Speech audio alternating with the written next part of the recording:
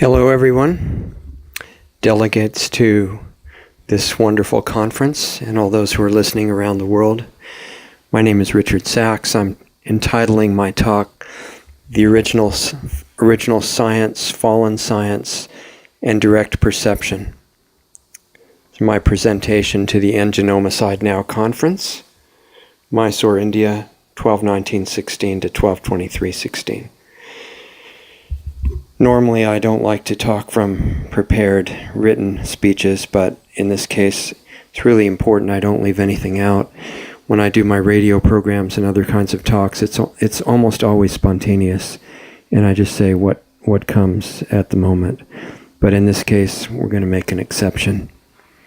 So I'll have some comments for you after the prepared part here that I'm reading starting now. So here's what I wrote for you. I'm grateful for this chance to talk to you over the electronic media, since I could not be with you in person at this time.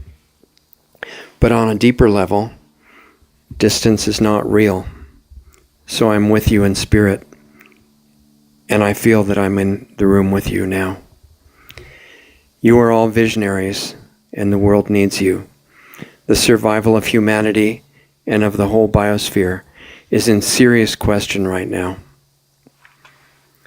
This conference is not just to have some fun trading academic ideas and impressive talks, sounding like we know a lot.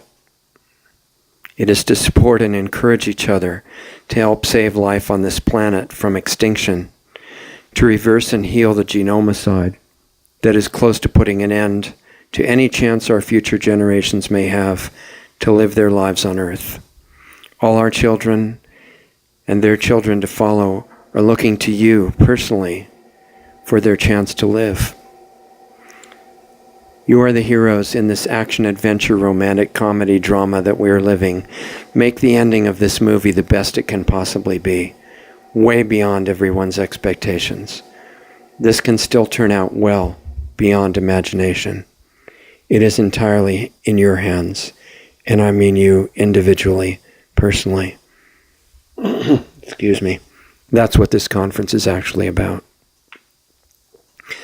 I am very grateful for the invitation to be here from Dr. Lebo, for the great work she has done, both in setting up this conference and working for health and freedom for people everywhere, lately while also caring around the clock for her dear husband, General Bert Stubblebine, who has been in a life-threatening health crisis, though he is coming through because of her protection against the negative aspects of our modern, and I put this in quotes, healthcare, unquote, system.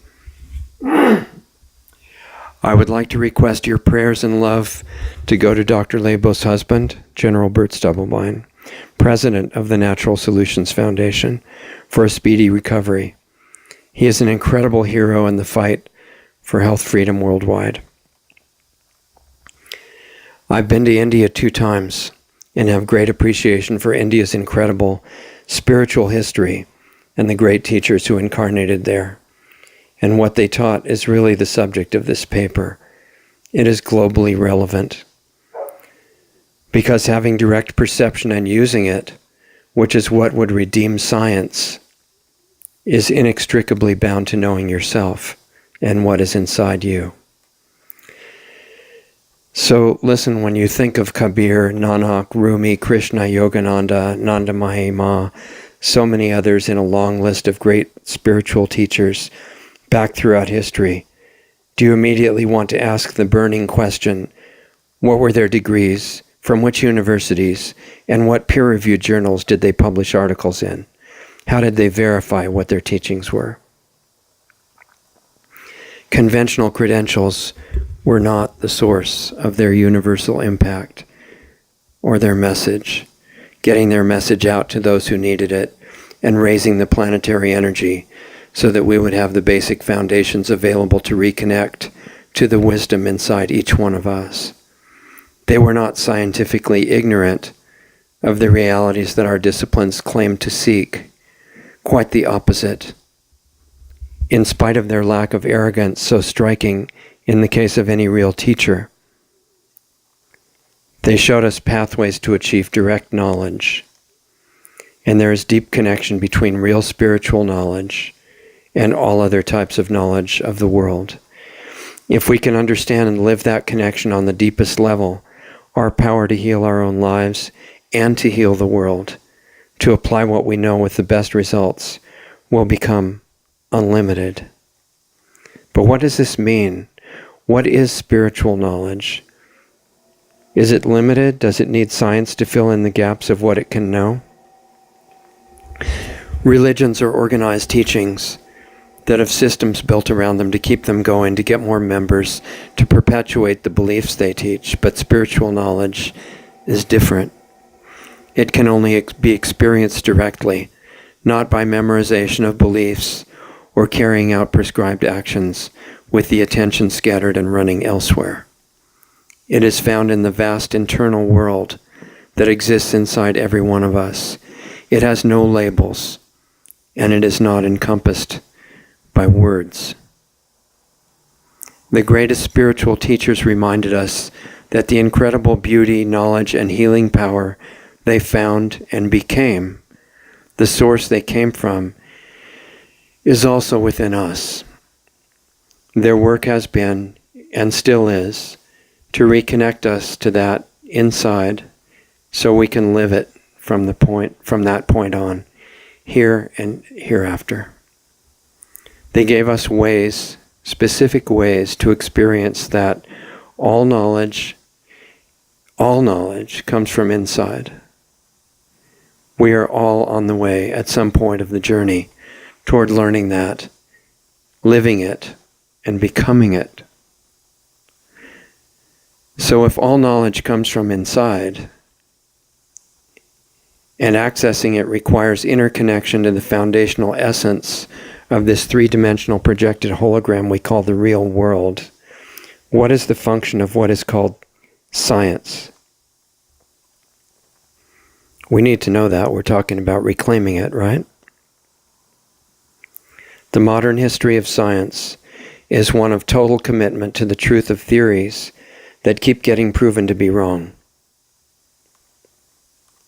Each time, they are replaced by new ones that are again presented as the final answers to various questions, often with disdains for version of truth that came before. There is plenty of arrogance, but no real credibility, except the credibility by fiat that the scientific establishment of any given time simply demands, often with disastrous results, especially in modern times. Deeper levels of spiritual insight and experience explain that the frequency we live on in this environment and perceive with these senses, interpreting with our brains, is really a projection of our own consciousness, after stepping down many levels from its origin. On every one of those steps down in energy, there are laws of nature that determine what kind of experience happens on that level, in that world. And so here in the three-dimensional world, those laws have been known since before the recorded history as laws of nature. And if we learn them, we can regain and maintain our health, experience high levels of energy all during life, and clear perception, and we can awaken abilities and realizations that were once normal to us, but are now long forgotten. So this reconnection to what is inside ourselves, our real state of existence, is a high priority if we want to really take full advantage of our time here. But where does science fit into the reconnection process? Real science, minus the arrogance of those that have made it into a business or a means of deciding which people are allowed to participate in certain exclusive groups or clubs, is not mysterious. It begins with observation. For most meaningful results, that observation needs to be both outside and inside of ourselves. This is because there is no such thing as complete objectivity in our observations or how we interpret them. As long as we are observing through our senses, in interpreting the data through our mental and emotional makeup, we remain subjective. So when we are observing the outside world, we are also getting back information relating to our own consciousness. Quantum physics has touched on this with the realization that the expectations of the experimenter affect the outcome of the experiment.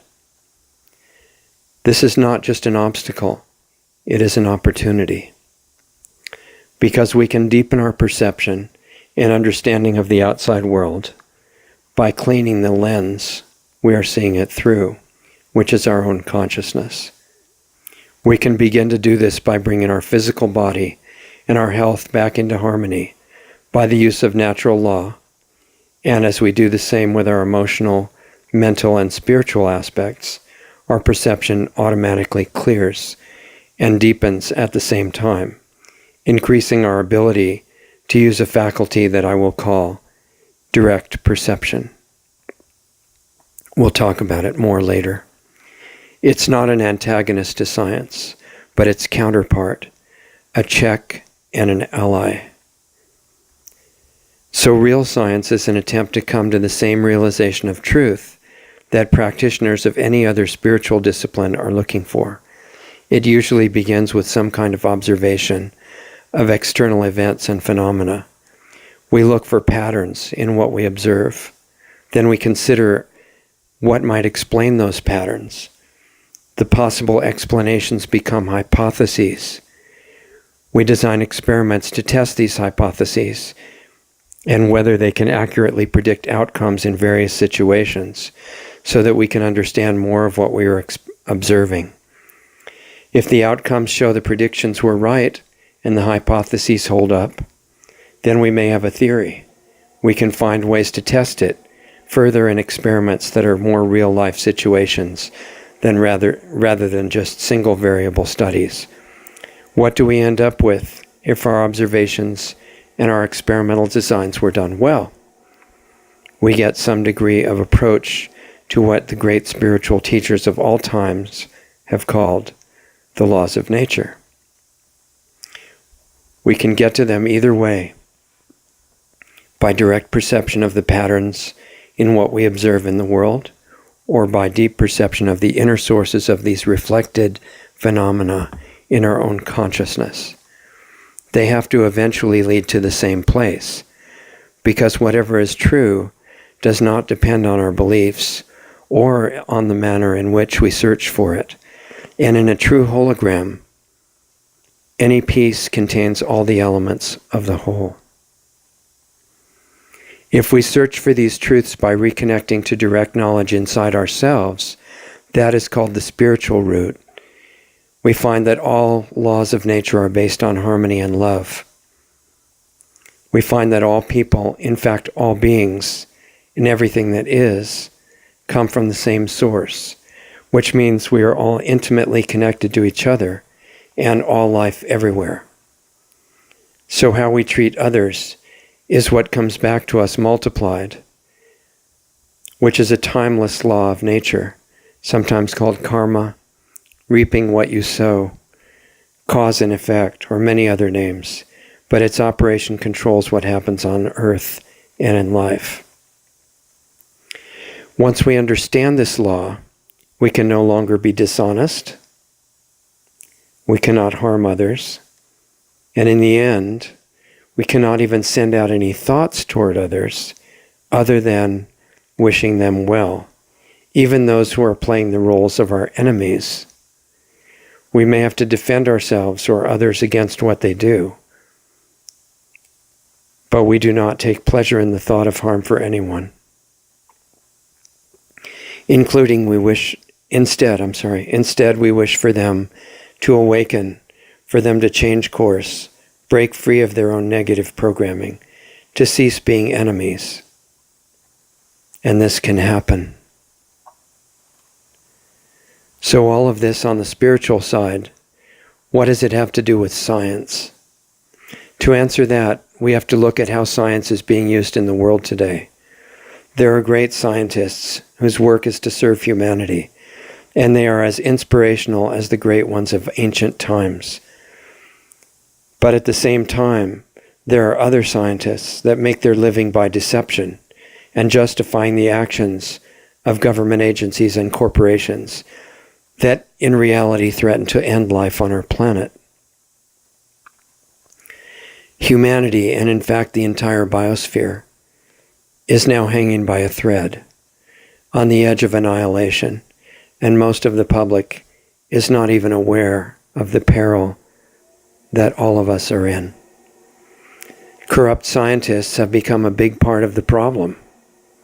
Not the originators of it, but without their cooperation with those who are the originators, the situation today would not be so dire. Responsibility is also shared by those scientists who are sincere, but have been educated to believe in dangerous lies by the system that gave them their credentials. Neither one of these two groups would be able to serve the masters that now control them unless the spiritual side of their awareness was completely dormant, which is unfortunately the case now. Finding a way to reverse that situation would mean science could help us heal the world instead of playing a major role in its destruction. That is why we are here. How are corrupt and ignorant scientists working toward the world's destruction? There are so many examples, we could spend days just listing them, let alone explaining the details. But consider a few of the important ones.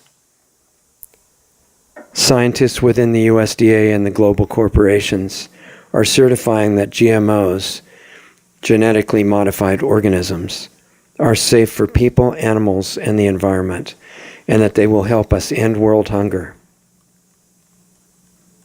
Scientists within the nuclear industry and in government agencies are saying nuclear power is safe, and more nuclear power plants should be constructed immediately.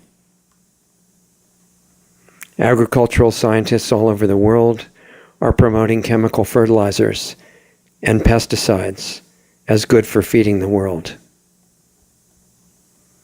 Scientists working for government agencies in the US and other countries that promote injecting fluoride into the public water supplies are saying that fluoride is safe and good for your teeth, in spite of its toxicity, the fact that it lowers IQ, that it causes many serious health problems, bone cancer and other things, and that it has never helped increase dental health in any country, as the CDC and WHO actually admit in their own data on their own websites, hoping that we won't read them. Scientists in government agencies and working for drug companies are saying drugs are actually good for your health. Vaccines prevent communicable disease, that diet and fasting have no bearing on preventing or curing cancer or other degenerative diseases, and that the idea real health information is violently suppressed is without merit, just a conspiracy theory. Meteorological scientists are saying that geoengineering does not exist. I know, I have talked to them. Even while there are now actual programs in geoengineering as a career path in universities around the world.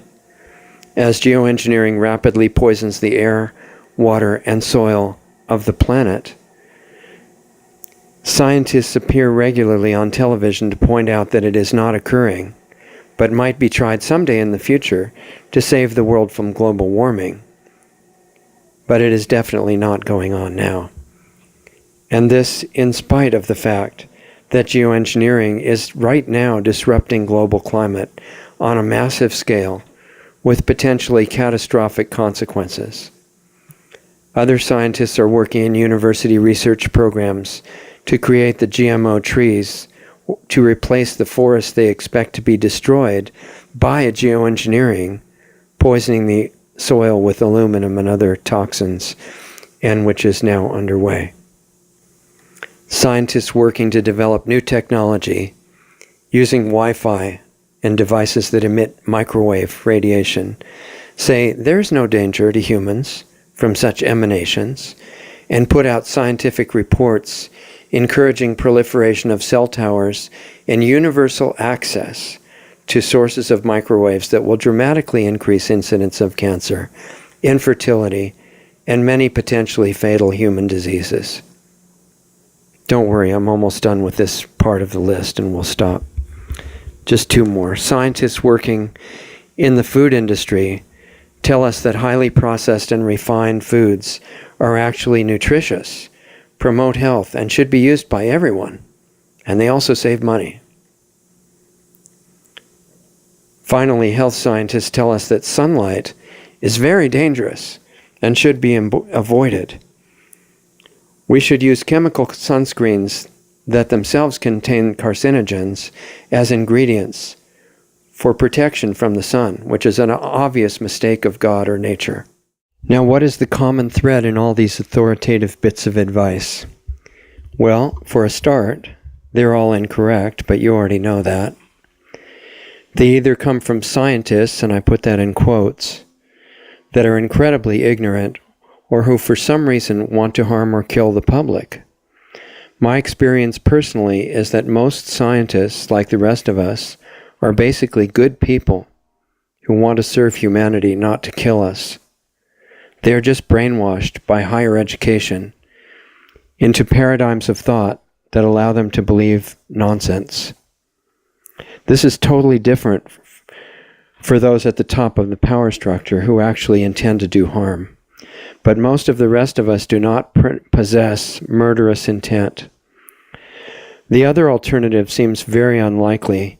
How could highly educated scientists be doing what they're doing out of ignorance? But again, their higher education is usually the source of their programmed blindness. Real science requires an attitude of complete open-mindedness to think outside the conventional boxes, along with a skepticism that wants to see everything that seems promising to be subjected to honest testing. Science education today is full of so many presuppositions, so many assumptions that are simply assumed to be true, that to a large extent it ends up being a course of indoctrination instead of training to really learn and explore. For example, in medicine, it is assumed that the germ theory of Pasteur is unquestionably true.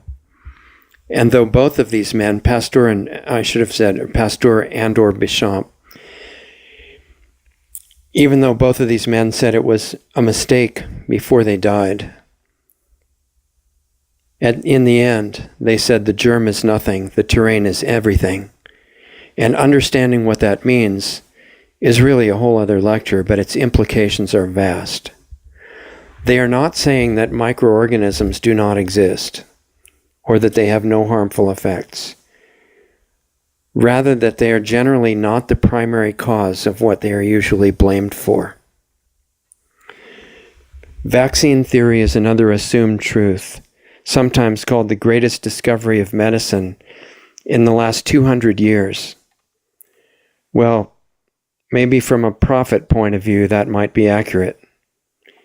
Why do you think anyone who questions that theory today is immediately under attack from vaccine company scientists and their academic, government, and industry allies? Because they just care about you so much? Are you that naive? GMOs are assumed to be a great advance in modern agriculture, capable of saving millions of people from starvation. What happens if you seriously question that assumption? What happened in the Seralini study that showed the rats got massive tumors from GMO feed, and others that showed total sterility in hamsters after 3 generations of eating GMOs? Why are GMOs still flooding the world with the full support of most governments, again including the USDA? Why is the Russian government so demonized today? Understand the answers to these questions and how they relate to each other. That kind of fearless investigation is real science. Petroleum-based energy sources and propulsion are assumed to be necessary in today's world. Are they? What happened to the people that invented the 200 mile per gallon carburetors? And what happened to their inventions? Where are they now? Did you ever think about it with an open mind, or did you assume those things never really existed? What happened to Stanley Meyer, whom we're not even supposed to talk about, who demonstrated driving his vehicle thousands of miles around the US on a small amount of water to make on-demand hydrogen? Did you ever think about it? What do you think a scientist is? Someone who just believes whatever is said by authorities, or on TV, or in government agencies, and that only what is in the journals is real science? Are you planning to wake up anytime soon? Or are you too afraid of what you might find if you did? The fate of the world might depend on it. All eyes are on you. In addition to our system of indoctrination, we have the system of specialization that is rampant today in our education. We have, well, I will tell you about that later. For now, let me just say, choose a tiny focus in your investigation. This is what you're supposed to do. Build on what is known. That is what you are told to believe, and leave the larger context of your work to other experts in their respective fields. What is the result of this paradigm of investigation of thought and worship of specialization? The result is highly trained specialists whose knowledge is based on a myriad of assumptions they never even questioned, many of whom they don't even know about, and whose field of expertise is so narrow and so out of touch with the larger context in real life that they can easily be used by the power structure for the implementation of highly destructive projects without even knowing that they are accomplices to genocide in any of the industries like those mentioned above. Only with contextual knowledge can a scientist really understand where to use his or her work for the true benefit of humanity and where it becomes a weapon. If science continues on this track that it is on now, untrue to its noble original intent, it will end up helping to complete the destruction of humanity and the whole biosphere on this planet. The work is unfortunately already very far advanced. But we always have the choice to change course as we become more aware of what we are doing and where we want to go. Because of the power to affect the rest of humanity, scientists have a responsibility. Do you remember the quote from the movie Spider-Man, the first one, that said, "With great power comes great responsibility"? With most of humanity subject to the developments that science achieves and allows, that applies directly to you, to us. How can you actually take responsibility personally so that whatever you participate in will not become a bane to life on earth? Here is where science and spirituality must come together. And I am not talking of religion here, but about inner exploration of self and where it comes from, where we come from, who we are. Who we are. At some point, we have to get back to our long-lost natural faculty of direct perception. Let me give you an example. In America, in our Declaration of Independence, there is a phrase that our founders used, and the phrase says, "We hold these truths to be self-evident." Wait a minute, isn't that anti-science? Isn't that superstition, anecdotal, unfounded? And the list goes on. No, it is deep and profound. Without the insight that realized it, the American experiment in freedom that once inspired the world and drew millions to risk their lives to come be a part of it could never have happened. The deepest truths may be suggested or hinted at by the results of science, but their complete perception by human beings depends always on the awakened faculty of direct perception, made possible because of who we really are and where we came from. This is what modern education and authorities want us to forget. What are some of the things that we must perceive directly by reconnecting to our source inside of ourselves? Some of them are things that have been known for thousands of years and more to wise men and women in ancient indigenous tribes, to saints and sages of all ages, and to the level of you and me that we must reconnect to. All life is sacred, and we have forgotten this. The source of all truth is unlimited, unconditional love, which is all conscious, beyond time and space, existing everywhere, right here and now, in you.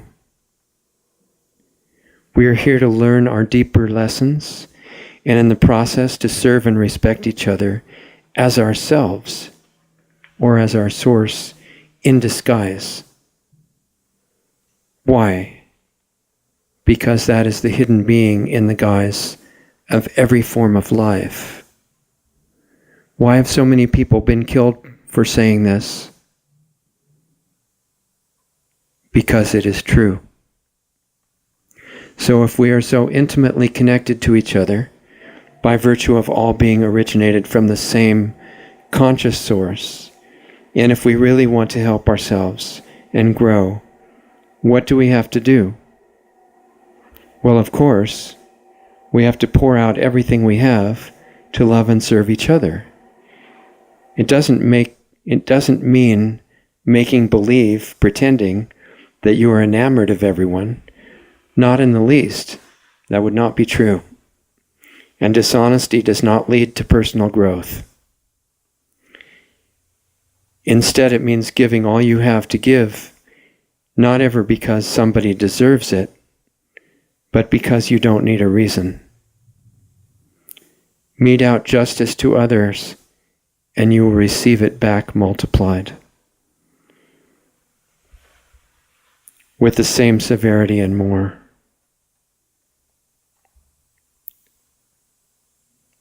It is an inescapable natural law.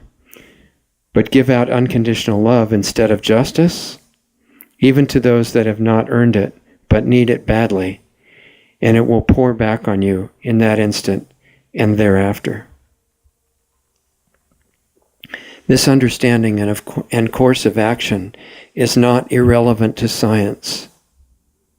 Without it, science will continue to be a tool to finish off life on our planet, and we'll never even understand why, proud of our objectivity.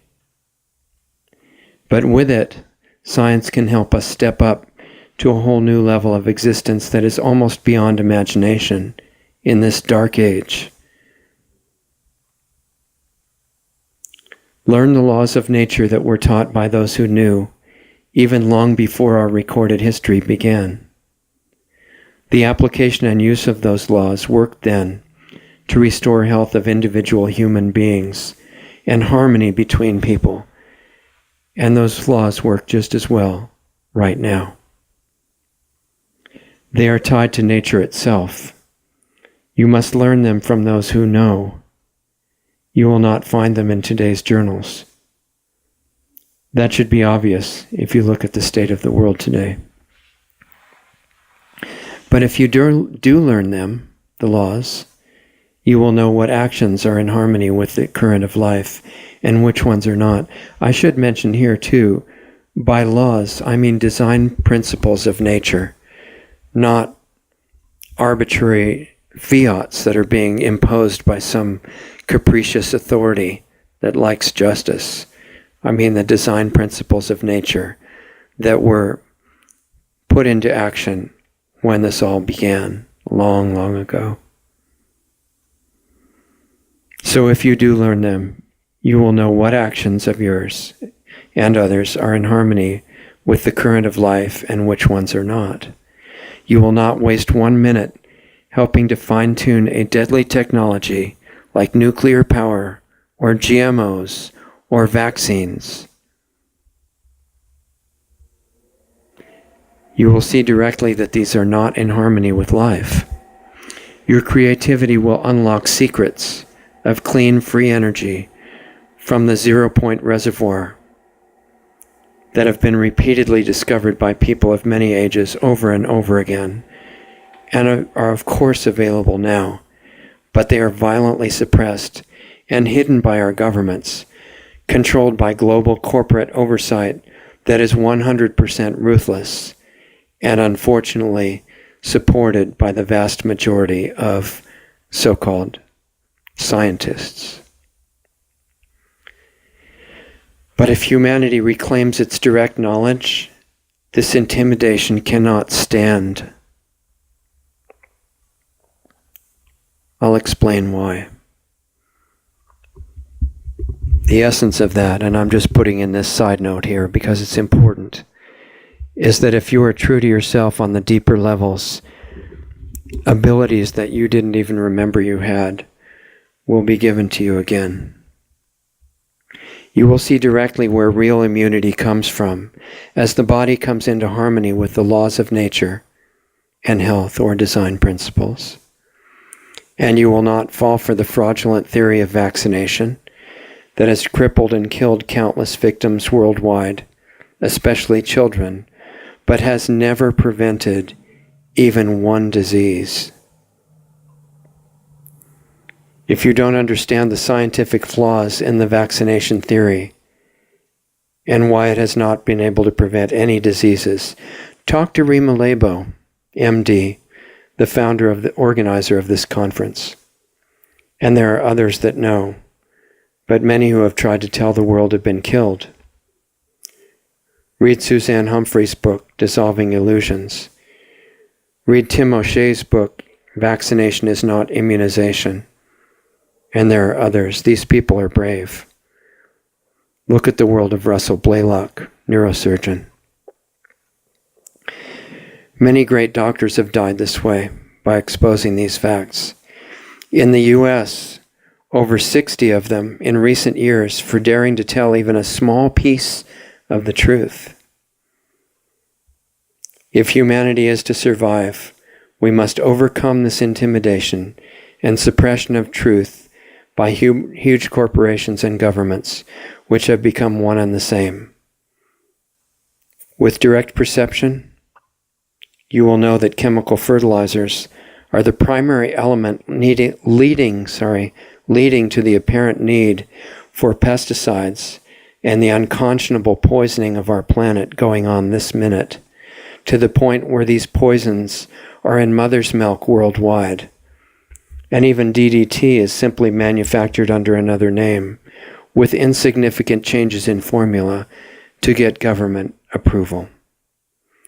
You will know that real agriculture, when it is done right, soil remineralized with raw rock dusts and covered with organic mulches that feed microlife in the soil, can feed the world not only in abundant quantity, but also with a quality of food that is superfood because of what is done in the soil. Superfood nutrition compared to what we eat now. The effects on our minds and bodies will be revolutionary, and new visions and understandings will appear. Don't you think that would affect the course of scientific investigation for our minds to be functioning on that level because of the food? Everything is connected. Specialization is not safe without the understanding of context in the broadest sense. By direct perception, you will know that the body is electrical in nature and is harmed by unfriendly forms of radiation that do not harmonize with the body's own electrical currents.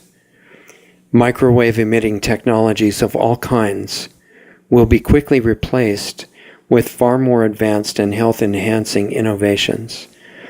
Cell towers will be decommissioned. Cell phones using current frequencies will be melted down and recycled into alternatives that are actually good for us on all levels.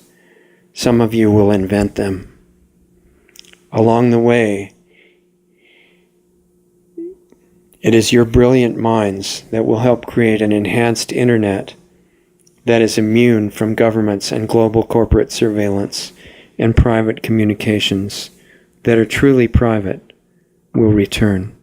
By direct perception, humanity will know that the spraying of toxic metals into the atmosphere, combined with horrific additional ingredients as is happening right now, can never be justified for any reason, like global warming, climate change, which are currently being used to scare humanity into consenting to its own destruction, its own suicide.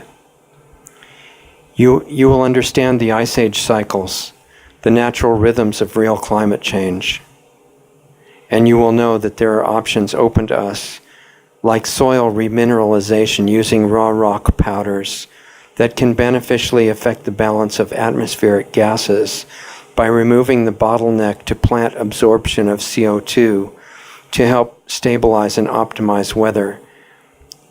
This is only the beginning, and you will understand. By direct perception, humanity will come to know that life force itself is the primary nutrient for man and the reason we eat physical food. Processed, dead, chemicalized concoctions, no matter what they taste like, will no longer be eaten or produced as food, and many diseases will disappear. Something 1,000 years of research, in quotes, in the current paradigm of thought could never accomplish. The list is much longer. We cannot cover it here, but hopefully you get the idea. Without direct perception, science becomes what it largely is today, a weapon of those with malice toward man, a twisted but focused desire to destroy normal life and all that is beautiful. These are the people who currently control the direction our world is going. But that can change if we care enough to wake up and help it to happen, not out of hatred of what is bad. This is very important, but out of love of ultimate beauty and harmony.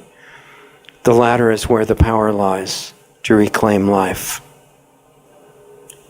Working in tandem with direct perception, real science is a great blessing to humanity, and it lets us use the intellect, but under the supervision of higher awareness, to unlock a quality and a level of life on Earth not present in modern memory. Right at this moment, the survival of humanity, the survival of the entire biosphere, is in very serious doubt in so many ways. In my experience, we are permanent beings and will never really be destroyed. So in the long run, we will be okay, more than okay. But if we all stay on the sidelines, lost in our little specialized fields, things could get very rough in the near term. Not just for us, but for others who count on us to make their lives better. I'm still attached to making things better right here in the immediate present and in the near future. I know in great detail the agenda and plans of our current rulers in America and worldwide, not what the public is told. There are babies being born today who deserve a beautiful and healthy world to live in. So do those that come after them, and so do we. If we don't change our level of awareness, especially deeper self-awareness, we can work for humanitarian causes with all our might, and our successes will be very limited. The quality of our personal lives will also be limited. I want more for us. And I think you do too. If our rulers are determined to bring us hell on earth, and that appears to be the case, which they are proving every day, then an appropriate response on our side would seem to be that we must just create the opposite. Heaven on earth is actually possible, and awakened science, subservient to direct perception, by awake and self-aware beings, that means us, that means you and I, can be a great help in bringing it into manifestation, heaven on earth. Anything that we can imagine, and much more, is actually possible, right here in the 3D world. We don't have to wait. There are reasons for that related to the fact that on another level, what we call solid reality is actually a holographic projection of our own consciousness. But that too is a story for some other time. For now, let it be known that science is our boon or bane, depending on whether we are willing to trade in our learned arrogance and our tunnel vision for open-hearted and welcoming wonder of discovery far beyond the boxes of our training. It is too late in the game to get there the slow way, by the conventional route, which doesn't even get there by itself anyway. We either make a quantum leap and let the forgotten ability of direct perception come back to us and guide our work and our lives, or we will be choosing by default a path that will be less desirable. For the sake of our children to come and those that have just arrived in the world, and for yourselves, please choose option 1.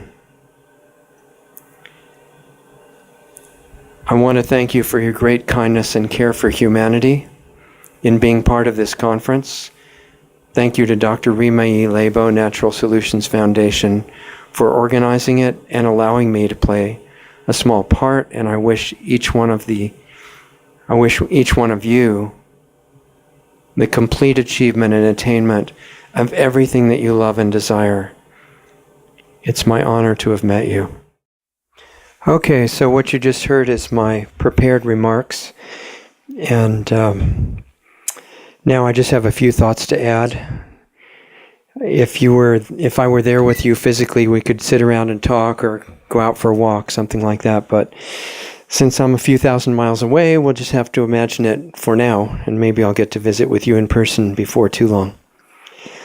So here are what I wanted to share with you. The world is so big, and we're just, each one of us, one small person who can't really do much in the bigger picture, right? That could be the feeling we come away with from all these great ideas, but then we walk out on the street, there's millions of other people. We're just this one person subject to all the kinds of uncertainties, and we can't do anything. But that's not right. That's wrong. There are a lot of secrets that our rulers don't want us to ever find out about, as you know. The ones on the obvious level are, the truth about chemtrails or geoengineering, if you want to sound scientific and respectable. Vaccines, the fact that they never solved diseases or prevented diseases. Chemical fertilizers, we talked about all this. Pesticides, drug medicine, cell towers, Wi-Fi, major media being completely a mouthpiece. We didn't really talk about that. A mouthpiece of the power structure of their global corporate owners, certainly in America, and I suspect it's true largely here and worldwide to different degrees. We're not supposed to know that most of what they put out is not true. Nuclear power, GMOs, all the usual stuff like that you know about. But more than that, even more powerful truths that we're not supposed to know are, for example, the truth about them and the fact that they really do have the intent to destroy all of us. It's not a conspiracy theory. It's beyond conspiracy fact. It's really true. So we're not supposed to ever know that. We're supposed to think that they're selflessly there trying to do good for humanity, that, global organizations like the UN and the WTO and the WHO, that they're there to serve us. This is not true. I'm sorry if you don't know, but it's not true. These organizations are organized crime. They're there to break up the sovereignty of nations, to take away the freedom of people, and to put us all under global dictatorship. And again, I'm sorry to be blunt here, but the bottom line of the plan of our rulers is global extermination of life on this planet. Now, why would they ever want to do that? People ask, if they're thinking about what this means, they say, well, why would they want to destroy themselves? Well, the reason is that at the top level, they really, I'm sorry if this sounds strange, but they really believe that they will be able to merge into cyberspace and become immortal. And before that, this is not a joke. They really think this. They've written about it, thinking that we'll never read it. And they think that before that, their prerequisite to getting to that final wonderful state is they have to complete a sacrificial offering of life on Earth. It's basically what some people have called satanic rituals, but it's really true at a higher level. And that's what they're in the middle of. We're the sacrifice, so to speak. We're the sacrificial animals in this ritualistic sacrifice that they are currently in process of completing. And the only reason they don't wipe us out right away is, in their minds, this has to be done step by step correctly, which buys us some time to see what we're going to do. Now, even more than that, in case you didn't think that was too hard to imagine, more than that, forbidden truth is about us, all of you, about me, that in reality, not only can we never be destroyed because we are not physical beings, we're pure spirit or consciousness or whatever you want to call it. It is not physical, but we're all tied into these physical bodies in order to have certain lessons and experiences. And while we're here, because of who we actually are on higher levels, we do have the ability to reverse all of their damage. Now, what could be more important than that? Well, maybe this one other thing, and that is the truth about them. Some of the people I greatly respect are putting all their energy into trying to fight the power structure and the bad guys and the malicious rulers and all that. And they don't know that on another level, those bad guys, the worst of the worst, that are carrying out this sacrificial ceremony with us as the sacrifice, doing things that are so horrible that you probably wouldn't even believe it. But they really are. Those people at the deepest level are identical to us. They're not some other species we're bad or they're bad and we're good. That's only in the mid-levels. At the deepest level, they and us are not only the same, we're one being. And I just take the risk of sounding silly to you if you don't follow what I'm talking about, but for those of you who do, I have to say these things so they get heard. We're not only one family, we're one being. That's why we're so intimately connected. That's why what we do affect each other. That's why whatever you do for somebody else or to them comes back to you multiplied. It's not some religious precept, although some religions recognize this. It's not a philosophy, although it's recognized there too. It's built into the structure of how things really are. So these people playing the role of the bad guys, they don't realize who they actually are. And if they find out, their actions change. Now, with that in mind, what we talked about as direct perception could actually save us on this level during our current lifetime from disaster, and it could save science by changing it from a weapon, which it currently is mostly, to a true servant of humanity. It all comes down to what choice we make as individuals. Either we continue to live by the limited intellect, which is what we're used to, and what actually we've become proud of as scientists, subject to disastrous errors, assumptions, programming, temptations and fears, in other words, regular life, or we start to reclaim our birthright of direct perception, which I probably didn't explain very well in my talk, but I really want you to get a feel for it.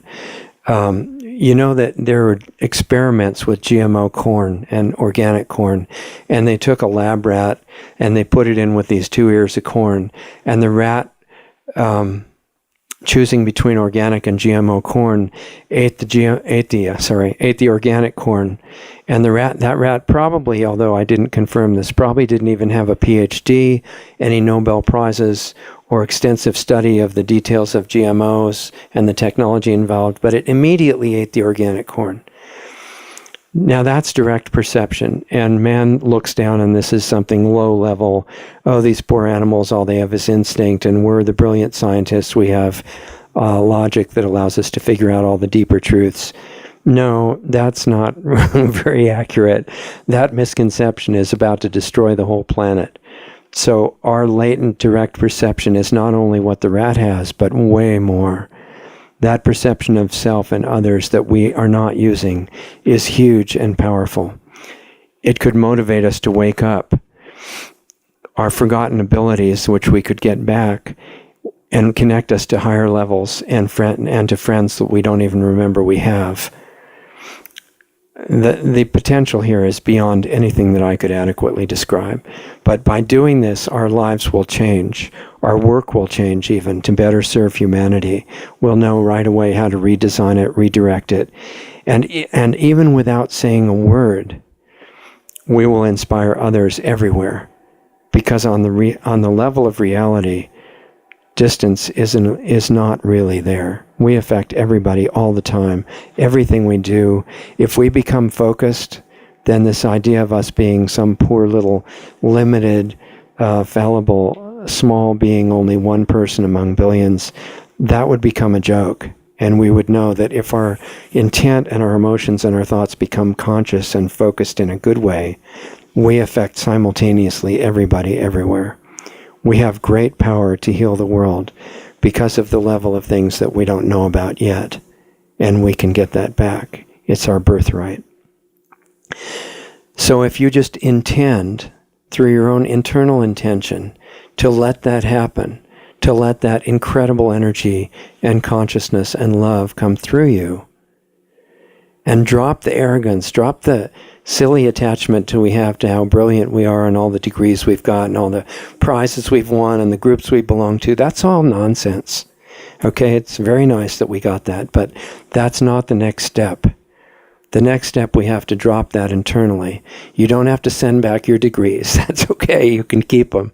But you have to stop becoming arrogant because you have them and realize that compared to what's ahead of you, waiting for you to learn next, you know nothing. I know nothing. We know nothing. And that's a good thing because an empty glass can become full. And you become quiet inside. You invite this vast power of consciousness that is listening to you every minute, that love to come into you and help you.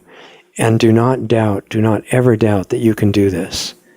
Just start now. So the other thing I want to tell you, and I mean, there's so much I want to say. I hope you can feel it. Stay in touch with me if you want to. Even though I didn't get to come to Mysore and meet everybody in person, I would love to stay in touch with anybody who cares about all of this. Let me know how you're doing. You can contact me through my website, lostartsradio.com. My consulting clients use that also. I do private health and consciousness consulting. But stay in touch. Just go. Everything's free on the website. Get on the newsletter. Stay in touch with what we're doing. And you can email me if you want. I'd love to hear from you by email, richard@lostartsradio.com. And it would be fun to just get any kind of message from you. Say, it was the worst talk I ever heard in my life, and thanks for coming, or whatever you want to say. Let's keep our connection and friendship intact. It's something very valuable. And thanks to Dr. Rima Lebo and the other people that organized this opportunity for us to meet each other during this lifetime when we're geographically separated and we might never have gotten that opportunity. I'm very grateful that that did happen. And I would really hope to hear from as many of you as would like to communicate. Thanks for letting me talk to you and take this hour of your time.